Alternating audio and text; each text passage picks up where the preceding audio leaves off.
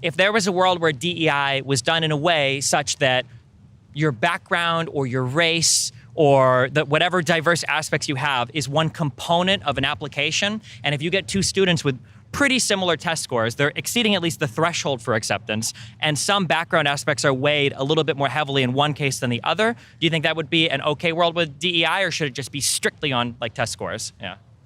Two things. One, I do not believe race should factor, you said race, in any way into the application process. I think it's grotesque. I think it's anti-American. It's anti-meritocratic.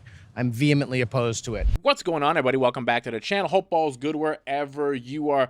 Great video today by Peter Boghossian where he debates Destiny. As usual, the timestamps are all in the description. They're going to be debating DEI and should legacy academia be burnt to the ground. A few other topics. Now, Destiny is not somebody that I normally ever agree with, but I will give him one thing. He is one of the leftoids that is willing to put himself out there and debate these topics instead of just shouting and cursing and never debating anybody at all. So I'll give him this much. Let's get into the video. Legacy academia should be burned to the ground. Move.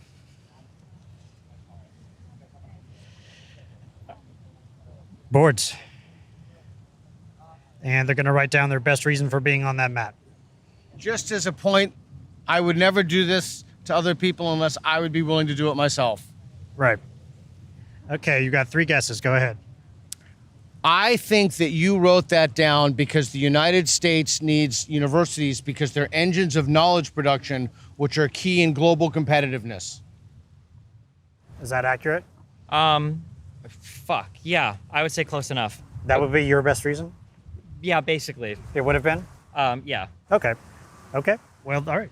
So you, It would have been a bit broader than that. I would have just said that largely speaking, the type of knowledge that we get from these institutions historically and in the present and going into the future have like been a massive boon to the United States in many ways. But essentially, yeah, what he was saying, yeah. Okay, great. So you go ahead and guess what he would say. My guess for him was that toxic social and financial incentives have irrevocably destroyed this institution. Toxic social and financial incentives. No, and it is not better than the reason I have. Okay. Go ahead. Did he have to say that? Well, that's sometimes. We do that sometimes. Okay. Okay. Second guess is 2024. Academia is a vestige of the past. We could probably build something better today with the knowledge that we've acquired over the past 200 years that far outshines what we have now. Vestige of the past. We could do better. That is a good reason, but it is not better than the one I have on the board, nor is it the one I have on the board. All right. All right, last time. They're not even producing good information. They don't actually get us far ahead. Most of the advantages that we've seen have actually come from private industry. They might work with academia, but the main driver and generator has been the capitalistic economy and the private ingenuity and inventions that have happened, not the academic institutions. And if anything, they've slowed it down. Is that? No, but I would say that's a decent reason, but if I were to run with that, it's actually worse than that, but no. All right, what is your reason? Indelible corruption at every or nearly every level of every academic institution in the United States. All right, we'll have you explain that. Go ahead and put that down. So what do you mean by that? Well, it's simultaneously a complex and a simple problem. You have academic corruption at multiple levels across multiple spheres. You have them with diversity, equity, inclusion boards. You have them with entire veins of literature. You have them with plagiarism scandals. I mean, the best example of that is Harvard. We could talk about it if you want to. We have it with entire fields that are untethered to reality and utterly corrupt. Do you understand that? Any questions about that? No, I think I got it. Okay. Explain what DEI is and what those are. So there are diversity, equity, and inclusion offices at virtually every, if not every, university in the country. Very recently, again, going off the Harvard case, Claudine Gay was found to plagiarize. Even before the investigation, they did the investigation, they found her innocent. 4 people of the diversity, equity, inclusion, the chief diversity officer was found to have plagiarized her dissertation. The chief Title IX officer was found to have plagiarized his dissertation. And another person. None of these people lost their jobs. They're still in those positions. They've obtained their credentials fraudulently. They're still in those positions. Okay, let's do this claim. If a university has a DEI department, that is a strong signal that it is corrupt. Go. Same? All right. Why is it not a strong signal? The contrapositive probably isn't true. Like, just because they wouldn't have one doesn't mean they wouldn't be corrupt. And I'm sure we could imagine institutions that have DEI offices that aren't corrupt. But I mean, if he thinks that all of academia is corrupt, then I mean, you could have just had like the first part without the junction, it would still be true. Like, if it's an academic institution, is it corrupt? And I imagine he would still say yes. So adding the DEI thing is going to make it even more of a yes, yeah. But I don't think they're all necessarily corrupt. But I guess we'd have to define corruption, yeah. Okay. So if a university does not have a DEI department, it can still be corrupt. If a university has a DEI department, it is a type of ideological influence that corrupts genuine scholarship, open inquiry, free debate, and places a specter on campus of what people can and cannot say. It also is a type of corruption because it enforces equity mandates so that the best people don't get the positions for promotion and tenure, the best people aren't accepted into schools. There's some other exogenous factor that comes in for example, who's matriculating into the university or who become full professor. Do you agree with that? Not necessarily. So personally, I don't have like I haven't done a huge deep dive into like what a DEI policy looks like. I think that there are ways to do affirmative action or diversity, equity, and inclusion that could be positive, and I think there are ways to do it that could be not positive.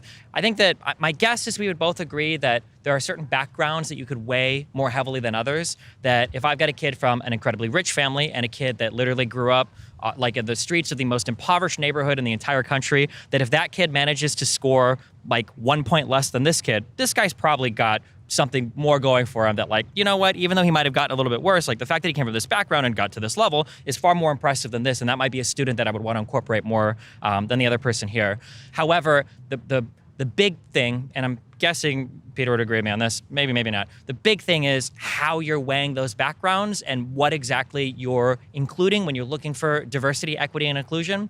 One thing that I brought up in my conversation with Jordan Peterson is if you talk to conservatives and liberals, both of them think they have a very diverse group of friends sometimes, but the reality is there's usually very rigid ideological conformity on both sides. So if your form of diversity is just people of different skin colors that are all very rigidly conforming on some other type of identity or some other type of ideology, you're not really doing much for diversity, equity, and inclusion. You just have like a weird reverse racism program that's like promoting unqualified people to positions that they can't maintain. Yeah.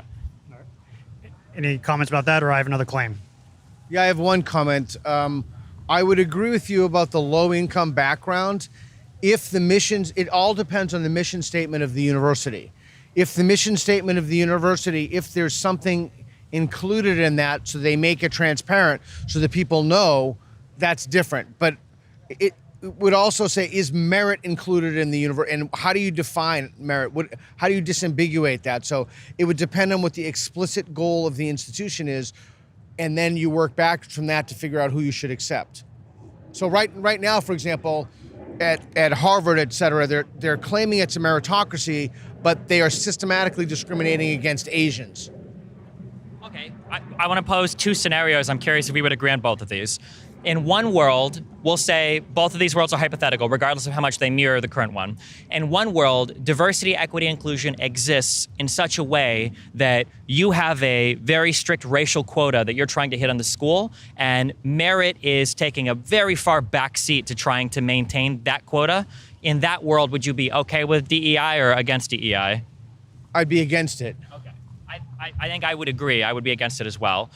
If there was a world where DEI was done in a way such that your background or your race or whatever diverse aspects you have is one component of an application, and if you get two students with pretty similar test scores, they're exceeding at least the threshold for acceptance, and some background aspects are weighed a little bit more heavily in one case than the other, do you think that would be an okay world with DEI, or should it just be strictly on like test scores? Yeah. Two things. One, I do not believe race should factor, you said race, in any way into the application process. I think it's grotesque. I think it's anti-American. It's anti-meritocratic. I'm vehemently opposed to it. However, if you want to make the claim that people of different backgrounds, like the claim he made before, someone who's poor, he's worked his way up, I don't think grades should only be taken into account. I don't think SAT scores. I do think that there's a kind of package that we have to look at, but unequivocally, race should not be in that package. And keep in mind when you watch this, Destiny's a multi-millionaire streamer. YouTuber, whatever you want to call him, who knew he was going to be on camera and decided to dress like this, like he's being let out of his cell for a walk in the jail yard. Like, I'm no fashionista and I'm not here to fashion shame anybody, but come on, bro. I have to agree with Peter Boghossian here, and I'm sure most of the people that watch my channel will agree with the same thing. You can't fix legacy academia at this point, or if you do, it's going to be a very hard task. It's become very ideology dominant. It's an idea factory. It's an ideology mill. They teach you that there is only one way to answer a moral question, the way they want you to answer it. Often what the teachers are teaching, they're teaching you from books that they have written themselves with tests and exams that they have made themselves, with the answer that they have selected themselves. There's no more critical thinking. Universities have become ran and taught by activists. They teach you that the only remedy for past discrimination is present discrimination. The denial of your racism is only more evidence of your racism. I mentioned this before. If I was a conspiracy theorist, I would believe that these universities are in service of a foreign enemy state, because it's unbelievable what's happened.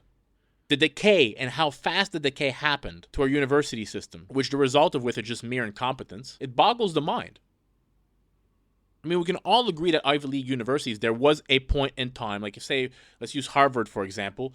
The mere fact that you were accepted at Harvard when you applied for a job, people knew that if you were accepted there, that kind of meant that your merit, at the time, your merit was very high. Most likely you would have been of a higher IQ than the average member of the population, and you probably would have also been a harder worker. Not the case anymore. Now everything they teach you is about discrimination, victimology, racism. Like, we can't be honest about the black homicide rate in America. Everything has to do with racism. Never mind the fact that over 10,000 blacks are killed every year by gun violence, not by whites, not by police officers, but by other black people. We can't mention that. They teach students the wrong thing. Again, ran by activists. Look at all the trans stuff, the gender ideology stuff. Activists. I think when you run a university and we get to the point where meritocracy takes a back seat to the color of your skin and your genitalia, we have a problem. I'll say it again, the universities have become an ideology mill. The goal of them now is just to replicate the ideology to as many people as they can and create more little puppets for the left. That's all they're doing. You're better off these days if you're not going into the STEMs field, or you don't want to be into medicine or something of the sort. You're almost better off just going to a trades college and learning something there. Avoid all the debt. Let's get back to it. Okay, any comments? Okay, that's very close to my position. Not saying you've moved towards me or I moved towards you, but I largely agree with a lot of that. I guess so. One final question, and I'm not fully sold on this, but I do tend to agree with it. If you could have a university where the average SAT scores are 1550, and that body is 100% white students, and then you could have a second university where the average SAT scores are 1525, so 25 points lower, but it's like 25% white, 25% Asian, 25% black, 25% whatever else you want to fill in there. Do you think that the more diverse university that has slightly lower average test scores, do you think there might be some other type of value there that supersedes having the slightly more qualified people, or the slightly higher test scored people? All right. Yeah, that's a great question. I do. And if one wants to make the claim that those test scores are responsible for producing certain outcomes in terms of successful graduation rates or students who go on to make certain accomplishments, like if we would need that, then the question would be, how would you rate those factors? How would you balance those to weigh them out? Yeah, this is why I don't talk to Peter. I think we fully agree. I think my guess is, in your mind, you're thinking that the merit has gotten so far away from the qualification process that the things that college is supposed to achieve, smarter people, better workers, more productive workers, people that can contribute more to the overall body of what makes this country great, that's actually becoming diminished as a result of DEI. But the pro-DEI argument would be that, like, if you sacrifice a little bit on like just a raw test score or something like that, having a more diverse background actually increases all of those other things. My guess is going to be that if your claim, the empirical one of it, actually makes everything a little bit worse, we would both agree. I don't have a principled attachment to diversity. If diversity made everything worse, then I'd say let's just live separately. And I'm thinking you don't have necessarily a principled attachment to lack of diversity. You're just saying that when you sacrifice the merits too much, things get completely messed up. But I think we would largely both agree if the empirical outcome showed one or the other. Would be my guess. Yeah. Right. Okay. I'm curious about that comment though, and why you don't talk to me. Why? Because we agree too much? Because it feels like at the end of the day, I feel like the best types of conversations are ones that are principally loaded, but then they're principally loaded but sensitive to consequential conditions.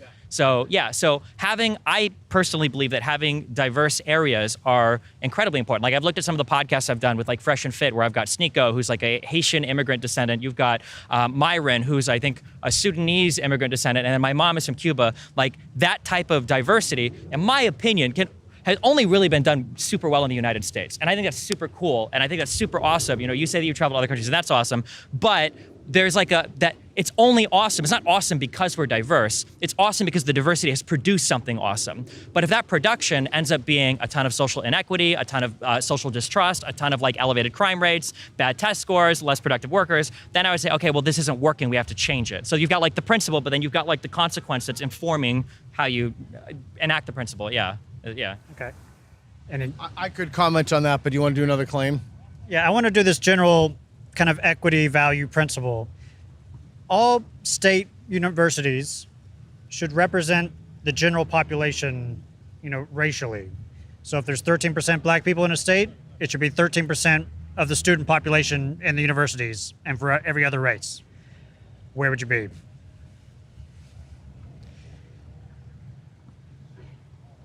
Yeah, why? I'm probably strongly disagree. The only reason I'm not strongly disagree is that like the university should represent an even slice of society, but it should be because an even slice of society is able to participate in university at an even level, not because the university is just trying to weight it so that So I would be strongly disagree. Otherwise, yeah. Same deal. Yeah, I think so. There are certain assumptions baked into that question, but I think we largely agree. Okay, let's go back to neutral. Can I make a random quick comment? Sure. This is just something that just super clicked with me. With the other two guys that you brought up. You know, people complain about being called like a Nazi or a communist and everything all the time. When you and I disagree strongly on these particular topics, and then we give our disagreements, okay, people would probably call you a Nazi. People would call me a progressive, whatever. If we're both willing to give conditions for what would change our mind, there's no reason for people to act that way. Because if I say that like I disagree with this or you agree with this because of this, and you say, okay, well, it's because of these facts. If you just give me these, I'll change my mind on it, right? But then really quick, the guy earlier, I'm not trying to just point out him because a lot of people do this on the left and right, but the guy earlier is like, nothing would change my mind. Well, okay, well, what do you expect then for people to call you besides a Nazi? It's not like they say anything else is going to matter, right? So I think that being willing to change your mind, not only should you be willing to do that, that should be paired on the other side with, okay, well, if you're willing to change over these facts, this is what I'm going to fight over. That's just a thing that just, I want to comment on that because I think that's so important. By definition, Nazis don't change their mind or they wouldn't be Nazis. Sure. So for us to be called Nazis, if you can create conditions or supply the conditions under which you'd be willing to change your mind, particularly about political issues, it seems to me bizarre to call someone. I mean, that's the kind of thing that people do when they haven't done the intellectual work. They just hurl those epitaphs at you. Okay. Okay, let's go back to neutral, and we'll do the classic Kendi claim. The only remedy to past discrimination is present discrimination. Move. Wow. Why are you there? Okay. All right. The only remedy... and the claim is the only way. The only remedy to past discrimination is present discrimination. I think that there are ways that you can remedy outcomes of different things to make them more equitable or equal that don't involve present discrimination.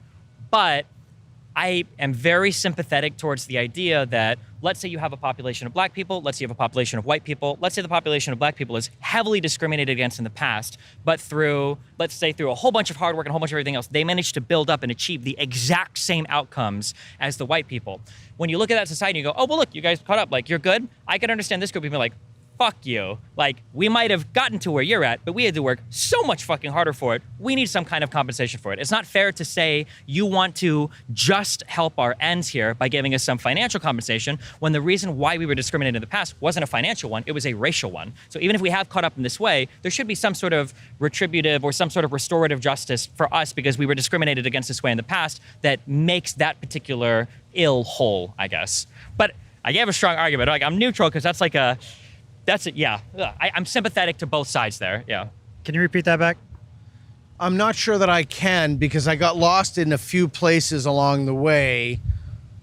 and I'm thinking about it in terms of the racial condition. And so is the idea, the sentiment in that, because certain people, I'm so sorry if I get this wrong, that certain groups or races of people have been so discriminated against and they had to work so hard to overcome those that they need some form of redistribution, which means a tax on the top, or they need some form of equity, which means helping them out because they've been so historically disadvantaged, or reparations, something like that, to compensate from past sufferings. Is that the basic idea? A little bit.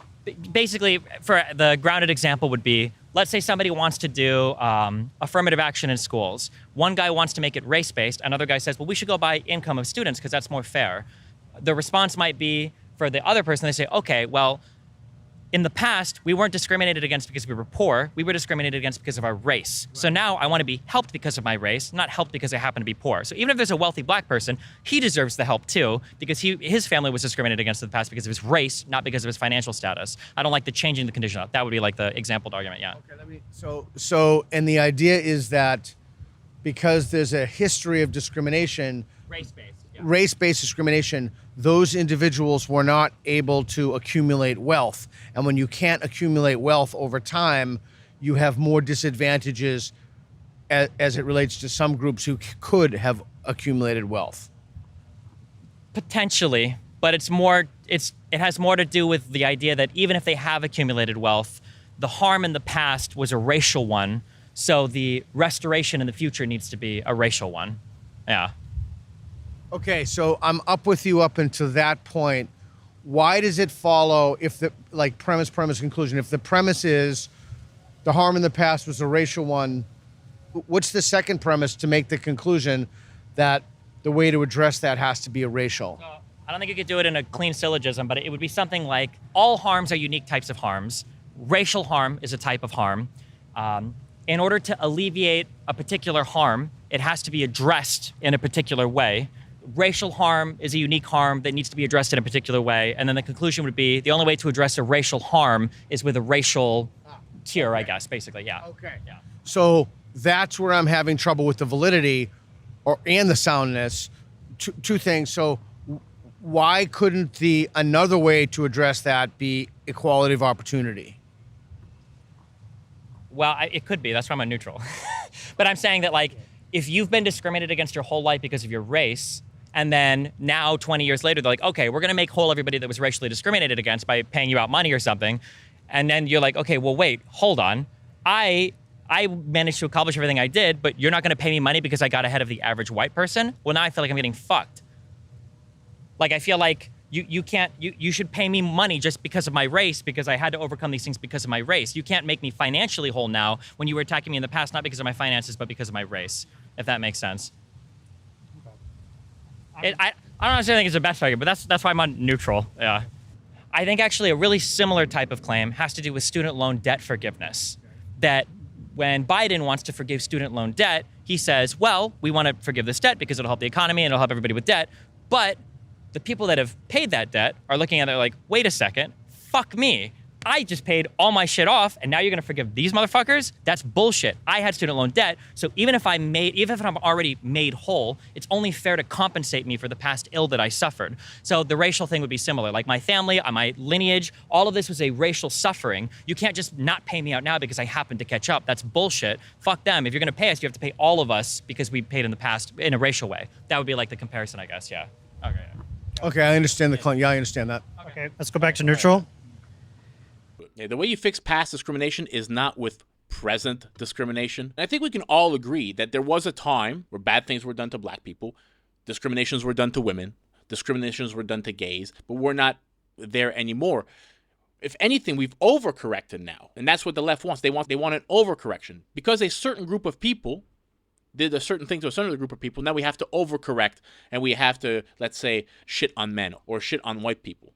But what we're dealing with today is not a wealth transfer. This is what the left doesn't get a lot of. You're no longer dealing with a transfer of wealth from a group of people who wronged another group of people. 200 years ago, you might have been able to make that argument a little bit. But today, what you're dealing with is not even the descendants of people who did something wrong giving money to people who were descendants of people who were wrong. It's a transfer of wealth from people who look like people who did a wrong thing in the past to another group of people who resemble people who were wronged. And one of the big problem with this is once you open that box, where does it stop? There's no way in which you could morally organize this transfer of wealth, especially not based on skin color. There were rich black people back then who had slaves. Not every white person that is in America was there during slave time. Not every black person or minority was there. And even if you could make a case, that let's say you can make a case for a young person today that are disadvantaged because of their ancestors that were slavery, how would you even prove that? Because if anything, it could be a very small fraction of a multi-dimensional issue. Black underachievement in America today is not because of slavery in the past. The fact that the black community today, 13% of the community, which let's say mostly men, so let's say 8% of the black community commit a very high percentage of the crimes, over 60%. That is not because of past slavery. The left will want to tell you that, but it's not. And it's not about racism because you can't explain why the Asian community who came into the country as the poorest class in the country are now the wealthiest class in the country. You can't blame white supremacy for that. You cannot say that the system is racist. And to say that today is very defamatory, to say that a system like America is racist, that we have racist culture, that we live in a patriarchal culture, that we live in a sexist culture or rape culture. Look around you. We do not live in a homophobic culture or rape culture or sexist culture. Are there homophobic people, racist people? Sure. And there's always going to be. But the way they're doing it now is they want to weaponize this stuff.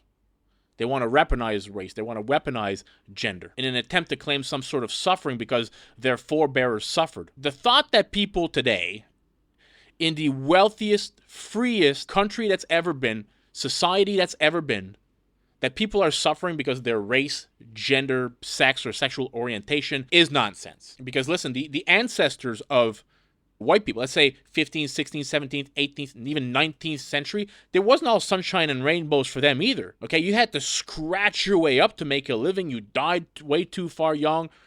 Horrible things happened to everybody back then. And if you can claim something like reparations, say if you're a minority, what about the people whose ancestors fought for your freedoms even more? Do they get to access more of the freedoms than the people who came after? Once you open that box, it never stops. You can play the game all day long. The only way to do it is say, hey, listen, everybody right now, equal opportunity for everyone, get at it, work hard, and you can make it if you make a series of good decisions, change your bum life, end the life of generations after you. Let's get back to it. So I think one assumption within the only remedy to past discrimination is present discrimination is that there are currently disparate outcomes in the U.S. based on race. Yes, there are. Yeah. Some of that disparate outcome is due to the legacy of racism, either slavery or Jim Crow or other systemic policies or norms in society. Yeah. Very small, but yes. Okay. Whatever that slice is should be addressed in some way today. The disparate outcomes of racism in the U.S. today is partly due to the history of racism in the United States, and that needs to be addressed Okay. today. That's a compound claim, but okay. And where would you be for that? I'd be on slightly agree. Go ahead. Where would you be?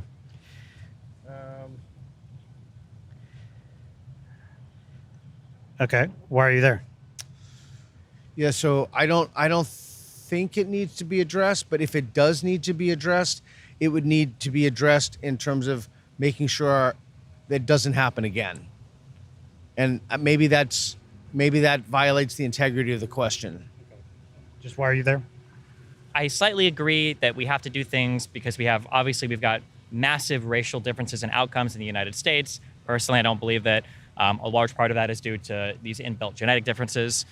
So it must be due to some sort of environmental difference in the past. But I think that when people address these things, I think you have to be careful because people will blame things today on racism instead of what we're really getting, which is like the echoes of racism. So for instance, if you tell a black family and a white family, you tell the black family, I want you to feed lead paint chips to your child, when they grow up, and you tell the white family, I want you to raise your child in the best way and do all the best things for them. When these two people grow up, if the black person murders somebody and is sent to jail, is that racism? A lot of people on the left would say, well, that is racism because of his background. And a lot of people on the right will say, well, that's not racism. He murdered somebody. This is the fair trade-off. That's the punishment you get for doing so. So I think that when people analyze racist stuff in the past, I think it's really good to keep that in mind. but it can't be this perpetual cycle of we're infinitely racist and everything that's happening today is due to racism. No, not really. Like, how people are acting in the system might have been influenced by past racism, but that doesn't mean that we can adapt to all of that and make excuses for everybody. Like, yeah, it has to be, yeah. It's a complicated topic, but yeah. All right, last claim. Go back to neutral. If everyone judged people not on the color of their skin, but on the content of their character, the legacy of racism in the United States would be addressed within the next 50 years. Go.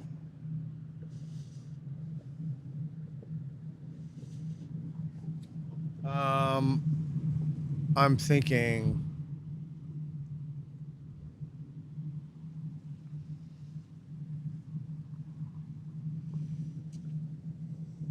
So I'm thinking I could go either way on this. My tendency is to want to go to the strongly agree, but I'm concerned that there may be certain genetic components among people whose ancestors were subject to certain evolutionary conditions that enable them to adapt to certain environments better, although that word is problematic, than others.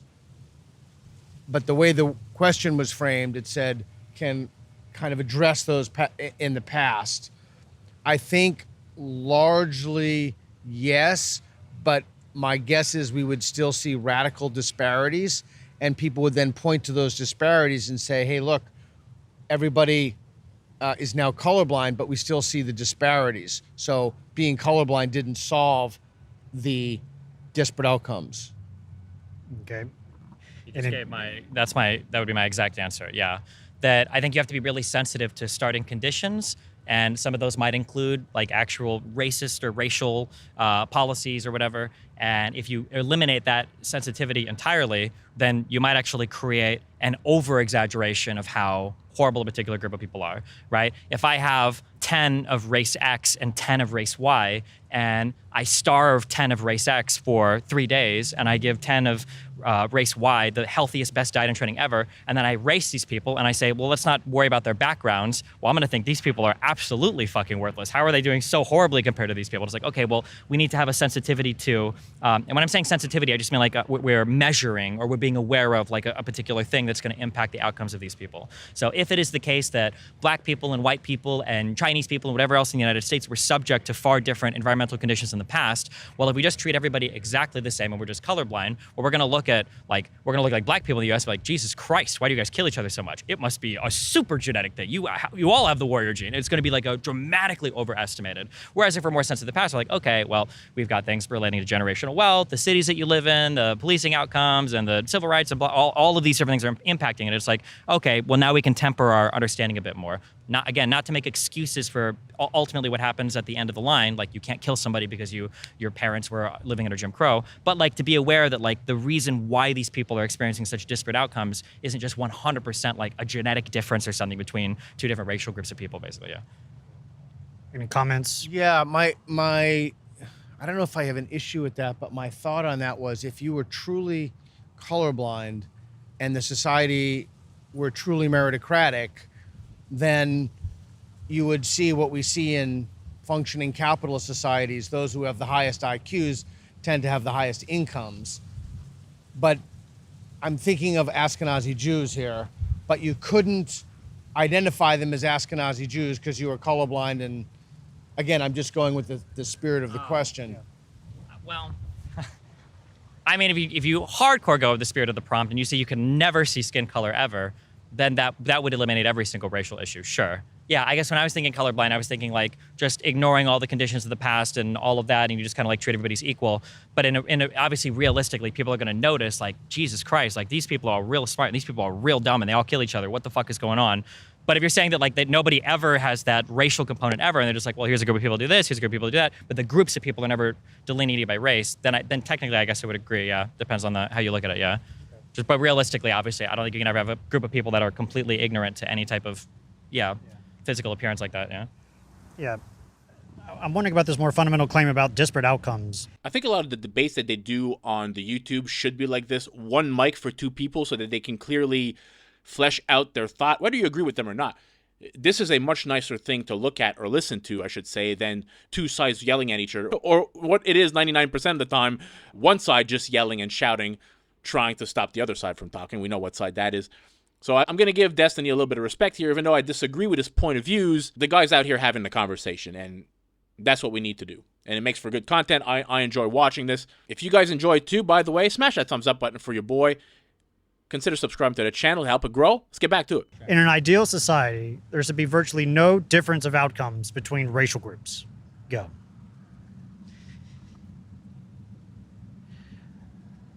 Okay, why are you there? I think that in a perfect society where everybody has the ability to do everything they want and there aren't these pressures or past related to race, my guess would be that we'd see a pretty even slice of everybody in different jobs and different career paths and different educational levels and everything.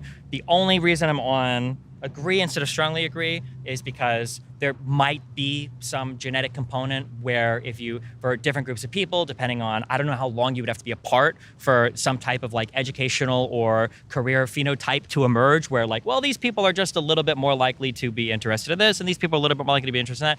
That might like shift it a little bit, but I don't think it would shift it so much that you have like the Jew banker phenotype and like the black athlete phenotype. Like you might see a higher percentage of them doing sports and a higher percentage of these people like doing this type of job, but I don't think it would be as crazy as it is now. Yeah. Okay. What do you think? In an ideal, I think this is really important. If my reasoning is an error, let me know. In an ideal society, there should be. That's the linchpin of the whole question. Should be.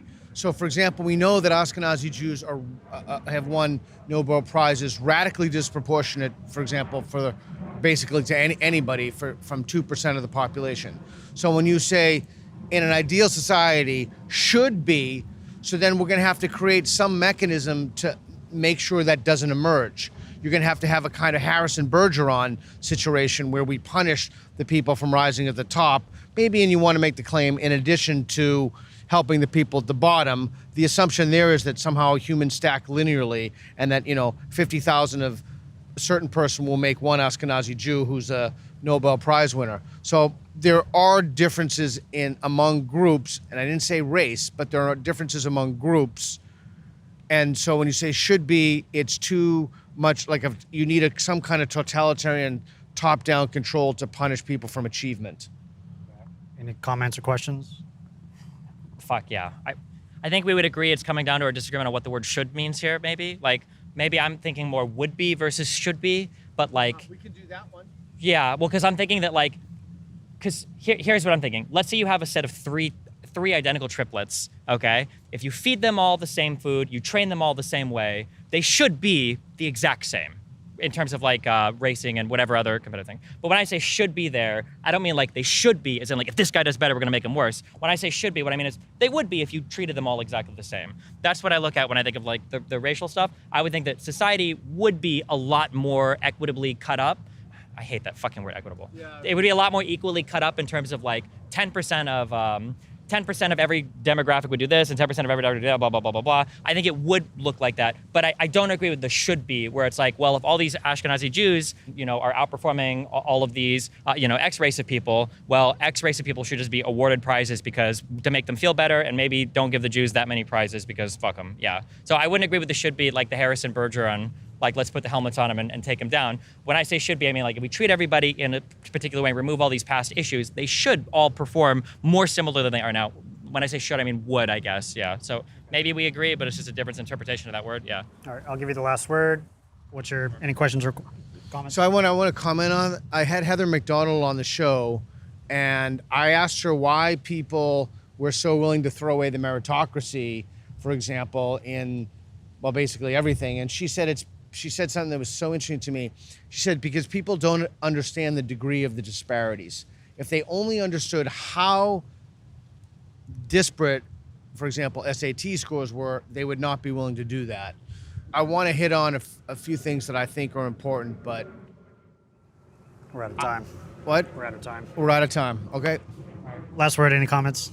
I think I would largely agree with that. The issue doesn't necessarily come from the disparities. It's like, is it race-based? That's always like the really hot question. But one thing that I push back against a lot is if you're going to deal with a particular thing, you have to be aware of the realities in that thing. So for instance, I'm a huge capitalist, but I like a lot of redistributive policy when it comes to welfare. But you have to understand that if you do these policies, they're going to affect these markets in this way, and you can't turn a blind eye to that. You have to be aware of that. When it comes to people, and it sucks, and it might not feel good to think about it, but IQ, or IQ tracking G, is an unfathomably important metric in a person's life. Arguably one of the most important controlling mechanisms for if you could endow a child at birth with $1 million or 145 IQ, a lot of the time the 145 IQ might outperform that $1 million. It's just such an important metric, or G in general. And the idea of, when we say a meritocracy, there are some things that we can get rid of that wouldn't affect this fucking country at all. We license for so much shit, okay? I'm not fully convinced that if you get rid of licensing for hairdressers, that it's going to destroy haircuts across the country.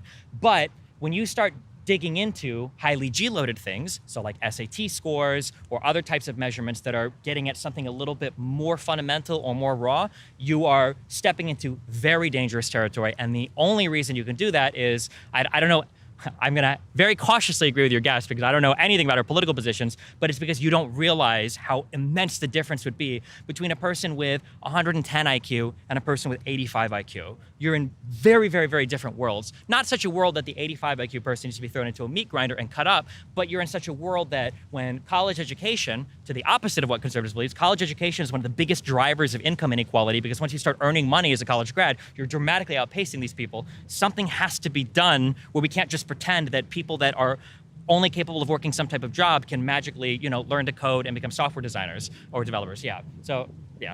Okay. Great. We'll end it there. Thank you. Feel free to, What do you think of this?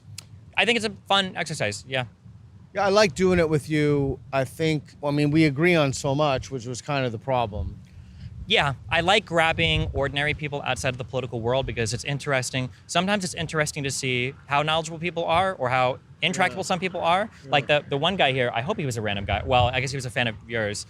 Was he? When I did the Ukraine-Russia thing, because he said he'd watched your videos before. But I was surprised at the level of understanding that he had for some of the things we were talking about for climate change and everything. And I was like, oh, that's cool. I would expect only an online person to know this, maybe. I'm generalizing a bit. But then, and then also seeing other people who are I would never change my opinion on this. There's no way. And it's also really good because it illustrates sometimes the total different realities that some people live in. Yeah. And I thought about this as I'm writing here. I'm thinking okay, well, why wouldn't Donald Trump be a president? Okay, well, how would I evaluate him? Well, I'm thinking policies. I'm thinking actions around the world, blah, blah, blah. And I'm trying to think of all these things. And then I'm nowhere near. This guy's like, because Biden's fucking senile. And I'm like, fuck me. Yeah. Fuck. What was I thinking? Yeah, of course. Right. And then much the same, if I was a conservative, I might be across from a liberal and I might do all these things. And they might have, because Trump is a fucking fascist. And I'm like, oh, fuck. Yeah, I was going to think of that. Yeah. So I think it's good to show the totally different, not just the different thoughts, but the different thought processes of different people. Yeah. And that's the epistemological part of it. So I hope, do you have fun? Yeah. Cool. All right. Thanks again, man. I really appreciate it. Thank you so much. Thanks. That'll be it for this video. Hope you all enjoyed it. I know most of you like this debate format. I thought this was great. I like the one mic for two people issue, as I mentioned earlier. If this is not your first time watching the channel, you're still here at this point and you're not yet subscribed, please consider subscribing to the channel. Help it grow. Leave a thumbs up on the video. That really helps me out. I'll catch you all in the next one. Peace out, everybody.